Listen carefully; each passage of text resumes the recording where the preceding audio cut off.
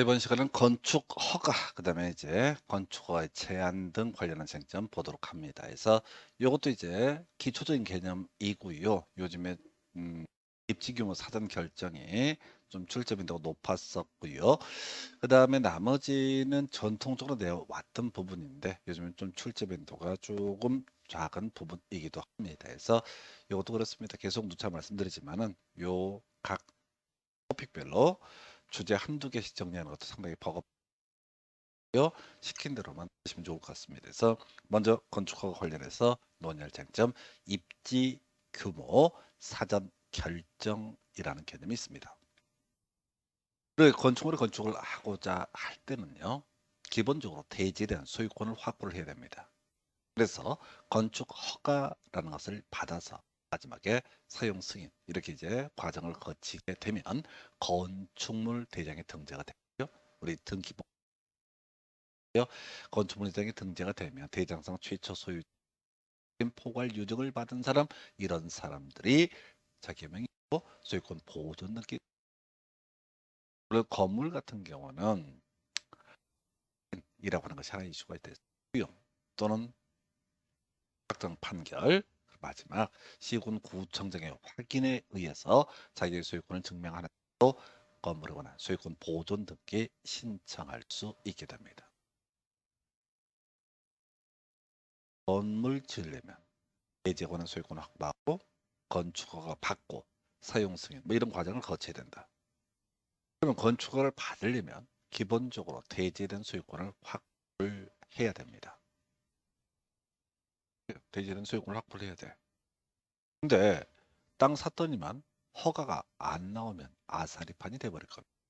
그래서 땅 사기 전에 이 땅에서 이러이러한 건물 짓고자 하는데 허가 내줄 겁니까 말 겁니까 라고 물어보는 제도, 이게 바로 입지 규모 사전 결정 신청이란 개념이에요.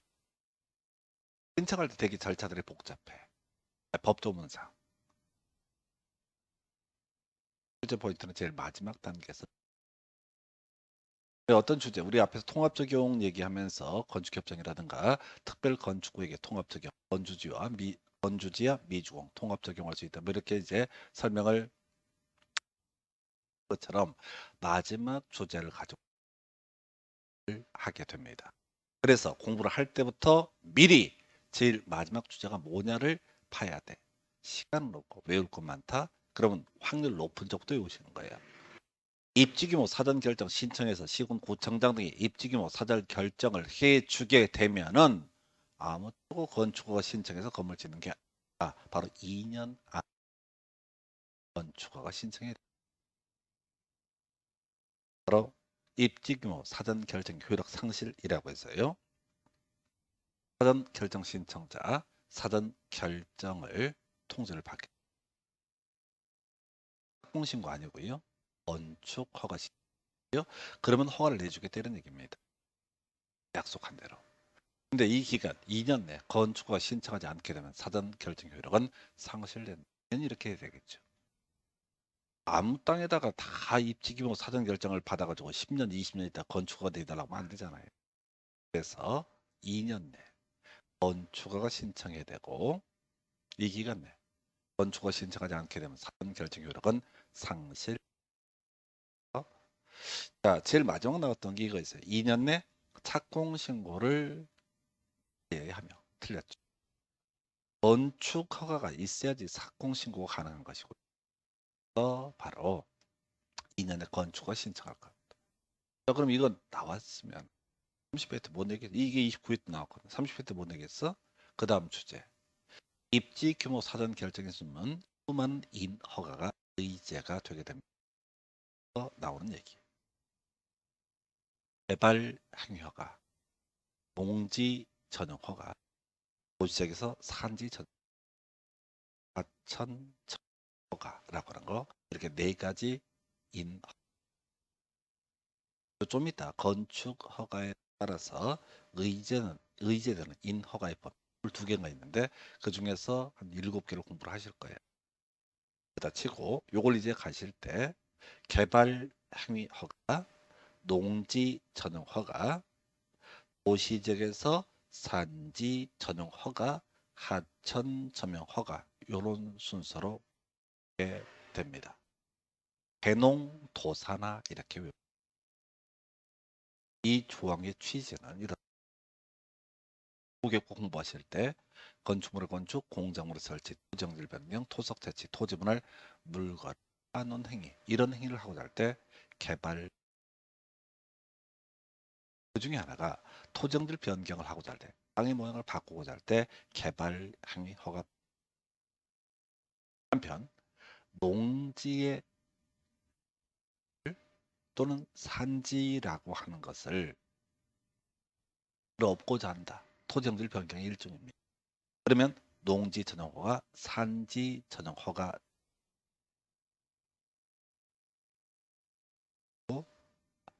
하천 전용 허가라고 하는 것은 하천의 물을 끌어다 쓸 수 있는 권리입니다. 지나가는 물이라고 해서 흘러가는 물이라고 해서 내 마음대로 끌어다 쓸 수 없습니다. 그래서 원래 하천 전용 허가를 받아내야만이 그런 논리 구조가 되는 거예요. 그래서 논리를 이렇게 하는 거예요. 입지 규모 사전 결정이 있게 되면 건물을 지을 수는 없습니다. 근데 건축물 건축에 의한 예비 과정으로서 터파기 공사, 개발 행위허가, 공지 전용허가, 산지 전용허가, 하천 조명 허가라고 하는 것이 있는 것으로 보기 때문에 건축은 안 되지만 터파기 공사는 가능하다라는 의미가 인허가. 입지 규모 사전 결정에 따라 의제들은 인허가. 있는 것으로 본다는 게 의제라는 개념이에요. 그래서 입지 규모 사전 결정 받은 신청. 이 신청자는 터파기 공사를 할 수 있다. 개농 도사나 개발 행위 허가의 개, 농지 전용 허가의 농. 도사는 뭐냐면 도시 지역에서의 산지 전용 허가 이렇게 가는 거예요. 마지막이 하천 전용 허가, 개농 도사나 이렇게 외우셔야 됩니다. 이 문제가 나왔으니까 똑같은 유형의 문제로서 예상해 볼 수 있는 것이 나중에 건축 허가에 따라 의제된 인허가. 그때도 개농도사나 개농도사나라고 하는 것은 충분히 또 낼 수가 있습니다. 제가 아까 건축 허가에 따라 의제되는 인허가라고 하는 게 개수가 어마무시 외울 수는 없어요. 그래서 어차피 찍어야 되는 건데 최소한 개농도사나라고 하는 것은 어떻다? 의제된 인허가의 법에 해당이 된다.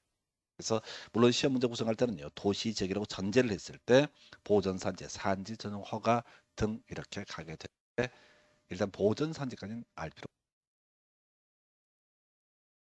없어 산지가 의제된다. 그래서 만약에 도시적 외지역, 아니나 농림이나 자연경 보전 지역에서 만약에 입지 규모 사전 결정을 받았다고 해서 개농하까지는 의제가 되지 산지 전용 허가는 의지 않는다라고 하는 게 입지의 이슈가 되게 됩니다. 그래서 입지 규모 사전 결정 2년 내 건축허가 신청해야 된다. 의제되는 인허가 개농도사나 이렇게 해서 개농도사나 이렇게 외우시면 좋겠습니다. 두 번째 주제 대제 소유권 확보 대책. 자, 우리가 건축허가 신청하려면 당연히 대지된 소유권을 확보를 해야 됩니다. 이건 상식이면 남의 땅에다 건축허가 신청하는 건 미치. 그런데 우리 건축법에서는 대지된 소유권을 확보하지 않아도 되는 경우를 겁나 길게 4가지를 예시를. 여기에 괄호 열고 다만 분양 목적의 공동주택 제외라고 이렇게 돼 있어요. 이런 문제는 이거밖에 다룰 게 없다는 거예요. 예외. 원래 대지된 소유권을 확보해야 되는 원칙. 이거에 대한 예외로서 대지된 소유권을 확보하지 않아도 되는 경우를 쭉 나열을 해. 근데 거기에 예외가 분양 목적으로 하는 공동주택의 건축주가 그 대지 사용권을 확보를 했을 때 이때는 소유권 자체는 확보하지 소유권 자체도 어떻다? 확보를 해야 된다라는 의미로 새기시면 됩니다. 그래서 이건 이제 저런 경우죠. 아파트 같은 거 말고 동네 단독주택 단지 또는 다가구 다세대 주택 단지 이런 데서 그 집장사 하는 분들이 있습니다. 그분들은 무조건 뭐라고요? 대지된 소유권을 확보를 했다라고 해석을. 공동주택 반드시 대지된 소유권을 확보를 해야만 허가가 나오게 됩니다. 나머지 4개를 외우려고 하지 마시라고. 요거 한 번 나오고 마는 거야. 앞으로 나올 가능성은 거의 없고. 이를 공부를 하는 이유는 시험이라고 하는 것이 원칙이 있고 예외 있고 그 예외 또 예외가 있으면 외워야 되는 것은 예외 중에 예외만 암기를 하시면은 그런 것을 가지고 답을 구성. 그래서 대지된 소유권 확보 대책 확보 필요한 거 분양 목적의 공동주택 건축주. 허가권자 그렇게 뭐 중요한 건 아닌데요. 이미 앞에서 우리 건축에 관한 규제할 때 설명드렸습니다. 허가권자 누굽니까? 시군 구청장. 특별시나 광역시 단위에서는 구청장이 허가권자고요. 도 단위에서는 시장 군수가 허가권자입니다. 행정구역 체계 중앙정부 있습니다. 특별시 있습니다. 광역시 있습니다. 도 있습니다. 쓸데없이 특별자치도 이런 거 하지 마. 세종시장이 알아서 할 거야. 제주도지사가 알아서 할 테니까 그걸 따지지 마시라고.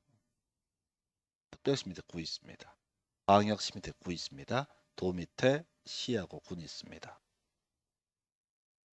이걸 이제 시군구청장을 공간정보법에서는 지적소관청, 그 다음에 이제 공인중개사법에서는 등록관청, 부동산 거래 신고 등에 관한 법률에서는 신고관청 이런 용어를 쓰잖아요. 건축법에서는. 특별시는 광역시 단위에서 누가 허가권자다? 구청장이 허가권자다.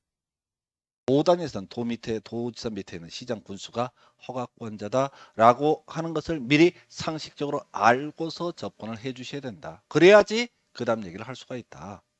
그래서 허가권자. 이거 아주 오래전 문제 패턴인데 그래도 알아야 돼.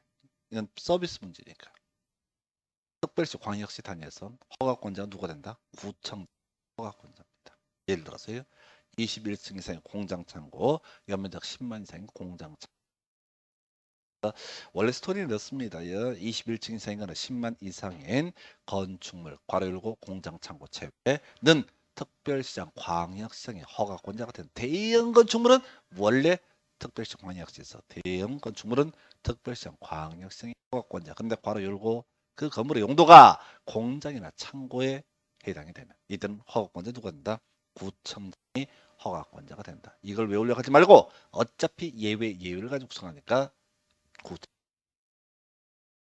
5단위에서는요. 특별시장, 광역시장 허가권자 되는 경우 있습니다. 이런 거 외우지 마요. 안 나오니까. 뭐가 나올지 정확히 얘기를 해주긴 분석을 하긴 해도 만만치가 않아. 안 나올 건 내가 설명해 주지 확실히 얘기를 해주세요. 법조문 구조의 문제니까. 자, 그래서 도 단위에서 허가권자, 시장, 군수가 허가권자입니다. 이건 뭐 간단하지. 이 파트에서는 출제되는 쟁점이 사전 승인이라고 하는 것이 출제 포인트. 도 밑에 도 단위에서 경기도 수원시, 경기도 화성시, 경기도 남양주시 시 있죠. 경기도 양평군 군이 있죠. 그래서 경기도 내에서 허가를 해주는 사람은 그 시의 시장과 군수가 허가권자가 되게 됩니다. 이건 어렵지 않아. 근데 시장 군수가 지멋대로 다 허가할 수 있는 건 아니고요. 경우에 따라서 도지사의 승인이라는 걸 받아야만이 허가를 해줄 수 있는 경우가 있습니다. 지금 제가 설명드린 것 외에 몇 개가 더 있어요. 예를 들어서 공장 창고를 제외한 21층 이상 또는 10만 제곱미터 이상인 건축물 등 뭐 이런 것들은 워낙 덩치가 크니까 시장에서 지 멋대로 허가할 수 없고 도지사의 승인을 받아야 한다 이런 게 있는데 시험에 나오지 않으니까 포인트 안 되고 시험에 나오는 거 주교 자수 3천이라고 하는 키워드 외워야 돼. 키워드. 주교 자수 3천. 주교 자수 3천. 보겠습니다. 주거 환경, 교육 환경 등 주변 환경을 보호하기 위해서 필요하다고 인정해서 도지사가 지정 공간 구역에 설치하는 위락 숙박 시설 등 나와 있죠. 위락시설, 숙박시설, 이건 출제 포인트가 아닙니다. 사실 이보다 몇 개 더 있습니다. 이걸 출제 지금까지 안 해왔고 앞으로 출제했다는 우리 수험생들 다 죽으란 얘기입니다. 그럼 찍어야 돼. 결국은 이제 취지가 뭐냐면 도지사가 승인을 해줘야만이 시정부서 허가할 수 있는 거, 주변에 피해를 미치는 시설, 대표값 위락 숙박시설 됩니다. 위락시설, 카지노 영업소, 무도장, 무도학원 하시면 좋겠습니다. 숙박시설, 모텔, 러브 호텔, 이게 더 느낌이 좋을래나? 줄 수 있다는 거지. 그래서 위락 숙박은 그러다 치고 주교 자수 3천, 주거 환경, 교육 환경 보호와 관련해서 문제가 있을 때는 위락 숙박에 대해서 시정서 집 멋대로 허가할 수 없고 도지사의 승인을 받아야 된다. 한편 자연 환경 수질 보호 3층 이상 1천 이상의 위락 숙박이라고 되어 있어요. 지금 두 개 차이를 보셔야 돼. 주교는 면적 제한, 숫자 제한 없습니다. 그냥 주교 들어가면 어떻다? 위락 숙박에 대해서 도지사 승인, 도지사의 승인을 받아서 허가할 수 있다. 무슨 얘기냐면 주택가 주변, 학교 주변은 위락 숙박시설 관련해서 면적 따져 물을 것 없이 도지사의 승인을 받아야. 이에 비해서 자연 환경 수질보호, 요건 도시 외곽 지역을 의미합니다. 자연환경 수질보호가 문제가 될 때는 무조건 위락 숙박이라고 해서 도지사가 승인을 주는 것이 아니라 덩치가 좀 됐을 때 3층 이상 또는 연면적 1천 이상이 됩니다. 이때 도지사의, 그래서 시험 용어로는 주교 자수, 주교 자수, 그렇죠. 대가리 자수 이용 게 두 개는 앞에서 입지규모 사전 결정 관련해서 대농도산화 개발행 효과, 농지 전용화, 도시적에서 산지 전용화가 하천 점용화. 도지사 승인이 필요한 거, 주교 자수라고 하는 거, 이 정도가 허가권자에 관한 쟁점이. 그 다음 이슈. 농도산화 앞에서 공부하셨죠. 입지규모 사전 결정했으면은 급하게 공사할 수 있다. 개발 향유가 농지 전용 허가, 도시적에서 산지 전용 허가, 하천 점용 허가. 혹시 시군구청장한테 건축 허가라는 것을 받게 보겠습니다. 이때 의제되는 인허가라는 개념. 사실 이 건축물 건축하려면요, 컨테이너 박스 같은 거. 근데 건축 허가를 내주면서 공사용 가설 건축물 잘하면 또 허가 받아라, 또 신고해라. 그럼 복잡하잖아. 그래서 건축 허가 있게 되면 공사용 가설 건축물에 허가라고 하는 것. 그래서 이걸 이제 이렇게 구분해 봤어요. 제가 한 22개 된다고 그랬습니다. 네. 그런데 우리 앞에서 이제 공부했던 주제와 연계가 되는 건데, 건축허가를 받게 되면 공사용 가설 건축물에 촉조 신고 있는 것으로. 그래서 건축허가 받으면 그 앞에 컨테이너 박스 갖다 놓고 공사용 가설 건축 신고대상 공작물에서 촉조 신고. 신고대상 공작물에 뭐가 있었죠? 2m는 옹벽 탐장, 4m는 광고탑, 6m 넘는 각종 탑실, 불뚝, 8m를 넘는 고가수주, 30제곱미터 이하의 기계식 주차장, 뭐 이런 것들을 얘기했다. 그러니까 이 건축허가 있게 되면은 담장 같은 거 쳐서 옆에 가릴 수도 있어야 된단 말이죠. 이게 신고상 공작물의 담장이라고 해서 자꾸 저거 뭐지? 벽돌 이거만 생각하면 안 돼. 공사 과정에서 먼지 같은 거 옆으로 소음 같은 거 가림막 설치하잖아요. 뭐 그런 것들이 경우에 따라 신고지상 가작 공작물의 범주에 속할 수 있습니다. 그래서 이 중에 중에 하나 나왔었죠. 제일 첫 번째 법정 공사용 가설 건축물의 주고 있는 것으로 본다. 그리고 아까 이미 공부했던 주제 그 밖의 법률이라고 제가 뽑아왔어요. 도사나 대농도사나 여기까지는 알고 들어가야 돼. 개발행위가 농지 전용허가, 도시적의 산지 전용허가, 하천 전용허가. 여기가 뭐라고 해서 터파기공사. 한편 우리 건축물 건축하려면요. 공사처럼 왔다 갔다 해야 되잖아요. 원래 도로를 쓰기 위해서는 도로 점용 허가를 받아야 됩니다. 건축 허가 있으면 어떻다? 바로 도로 점용 허가도 의제가 되게 된.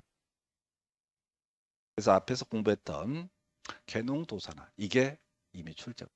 그럼 이제 최근 문제에서 공사용 가설 건축물의 촉수 신고가 출제가 돼 있어. 그러면 당연히 살부처 또는 앞에서 공부했던 걸 약간만 응용하면 되는 것들 이런 것들이 건축 허가에 따라서 의제되는 인허가의 범주에 해당이 되게 됩니다.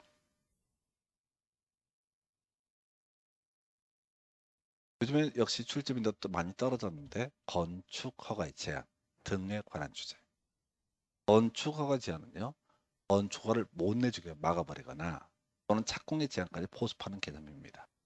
착공 제한이라는 것은 일정한 공익적 이유 등이 있어 적법하게 건축 허가를 받았음에도 불구하고 네. 그래서 이게 뭐 사연들이 깁니다. 사회적으로. 제일 이슈가 됐던 게 저거 있었어요. 일산 경기도 고양시 일산 구인가요? 하여튼 그쪽에서 백석고등학교라고 백석 나이트클럽 사건이 있습니다. 백석고등학교 인근에다가 그 당시 한 100m 아니었던 것 같아요. 동양 최대 뚜껑 열리는 나이트클럽.